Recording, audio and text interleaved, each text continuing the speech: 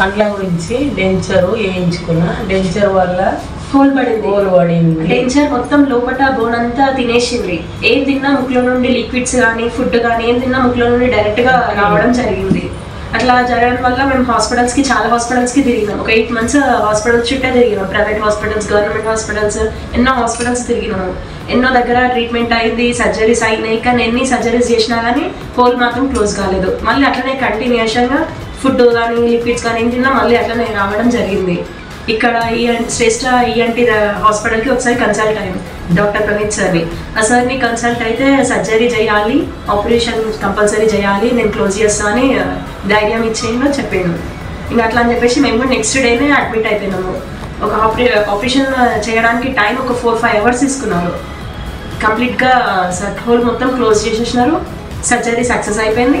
ఇంకా ఇప్పుడు ఏం తిన్నా, ప్రెసెంట్ ఏం తిన్నా, లిక్విడ్స్ అయినా ఏం తిన్నా మాకు ఇప్పుడు ఎట్లాంటి ప్రాబ్లం లేదు, హ్యాపీగా ఉన్నాము.